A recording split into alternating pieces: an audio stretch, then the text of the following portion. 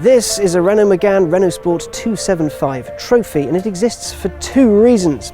Number one, Renault's very good at making fast hatchbacks. Number two, a pretender dared steal Renault's crown for being the fastest front drivers around the Nurburgring. This displeased Renault greatly, so much so that it dispatched the guys at Renault Sport to tweak the Megane 265, this car's immediate predecessor. They added 10 extra horsepower, and those 10 make all the difference. Allow me to explain. Renault was, until early 2014, the king of the ring. The 265 was plenty quick enough to keep the record for a fair while. However, Seat turned up with its Cupra 280 and, went faster.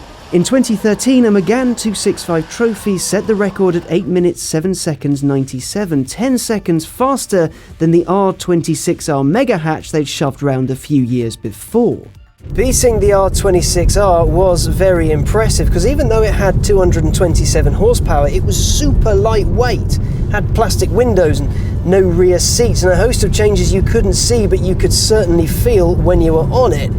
So the 265 trophy was a mighty impressive bit of kit, but not quite as impressive as the Seat Leon Cupra 280. The Seat took Renault's record and shaved about 9 seconds from it. That was an enormous deal for Seat, the upstart company from Spain keen on enjoyneering and what have you, taking a record like that from, well, the hot hatch kings at Renault. It was big news, big enough that Renault got its guys at Renault Sport onto tweaking the 265 as quickly as possible so they could get the record back. The 275 trophy, this was the result. It's got 10 more horses, sits on a cup chassis geared towards people who like driving fast, and a lot more besides. There's also a special Akrapovic exhaust that's not only lighter, but makes a noise that Renault says people who appreciate noisy cars will enjoy. The torque is the same as the Megane 265, 266 pound-foot, and in brake horsepower it's got 271. 0 to 60 takes 6 seconds dead, and its top speed is 158 miles an hour. Now just pop that into your brain space for a second. This is a family car, a shopping car, really, and it can nearly top 160 miles an hour. That's just mad. Now Renault's known for making some really good, really impressive front-wheel drive hatchbacks, so how does this one compare? Unsurprisingly, it is ballistically fast. 0 to 62 in 6 seconds might not sound like much, but there's more drama to this. The torque as well, it pulls so keenly, so happily. It's kind of fizzy up until about 3,000–4,000 RPM. Then you get a big thwack of turbo and the car lurches you forward and it really pushes you back in your seat. It's got the Akrapovic exhaust in the back, which has been specially developed for this car, and it sounds raughty and shouty, and it pops and it bangs and it fizzles when you lift off. The handling is where it's at. Renault's done a few things to make sure that it doesn't become an understeery, torque steery mess. It's got limited slip diff, which is great. I haven't experienced torque steer in it at all. And then they have understeer control, and what that does is it can independently brake pretty much any wheel. So if you do appear to be going in the wrong direction, the car will correct itself for you. It's quite similar, in a way, to the system you get on a McLaren 12C and a 650S, their torque vectoring system. You get it on a Jag F-Type as well. It's very grippy, the grip you wouldn't expect from something like this. You'd expect, if you're driving normally, four-wheel drive to save you a little more. But no, this just takes you. It just does its job, and it does it incredibly well. And as a whole package, it's mind-blowingly impressive. Could you imagine something like this happening 5 years ago? It used to be said that there was a limit on how much power you could put through the front wheels of a car, but Renault is proving each time that you can put more and more and more through, and the car won't be rubbish. But it doesn't feel like an easy car to drive. Even though it's very easy to drive quickly, it feels more engaging. There's more to it, there's more bite to it, there's more character to it.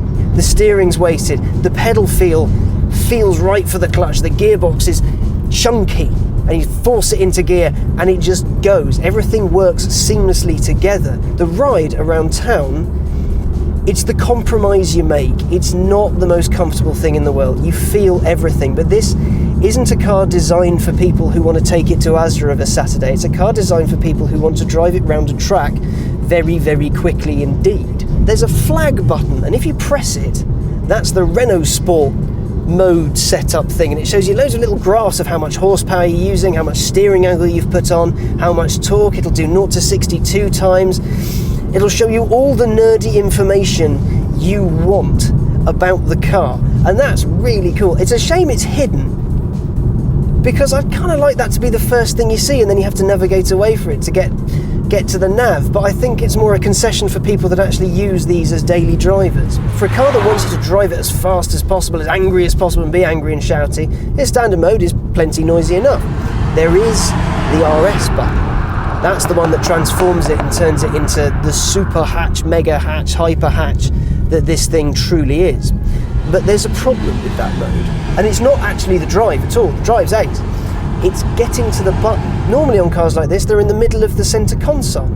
But for whatever reason, and I cannot fathom why, Renault put the make it super shouty and brilliant button hidden off down here to the side, and it's really awkward to fiddle with it and find it. And you end up having to look down very quickly and find where it is. But once you do press it, God, see, it is a pain. You get a little sign up saying sport mode, and the centre console says sport mode engaged, and it has a little steering wheel with racing gloves gripping it, and that beautiful Akrapovic titanium exhaust starts singing its song. The 275, it's safe to say, is a jolly good motor. It'll enthrall, delight and excite. Its raison d'etre to be the fastest is noble, but this car isn't the fastest around the green hell. It wasn't the car that broke the record, and because of that, Seat still gets to keep the plaudits. Because the 275 Trophy is actually the sanitised version of the 275 Trophy R. Now the R comes with less of everything, less sound deadening, no rear seats, lighter front seats, lighter brakes, no aircon, no radio, all those bits in. It's about 100 kilos lighter than this car. Then there's stickier tyres and springs and more complicated bits on top of that. That is the car that took 4 seconds off the Seat's record, not this one. That said, the Seat, when it did the ring, wasn't entirely standard. It had a performance pack with stickier rubber, and rumour has it that the aircon wasn't fitted. Other than that though, it was a standard Leon. It had all the radio and all the normal bits you can buy in the showroom. Does that detract from the fact that the Megane is, once again, the fastest thing on front wheels? No. The fact a front driver can hack the ring in less than 8 minutes is frankly astonishing. Does it take the shine off the 275? A little. The Leon Cupra is a great car, easy to drive and very quick indeed. But with Renault you get a touch more. You get the expertise from the chaps at Renault Sport, and for some, that makes all the difference. Seat laid down the gauntlet, and Renault stepped up to the plate to reclaim its honour. And it did it, admittedly in a super specialised way, but still, Renault is the hot hatch king, and long may it reign.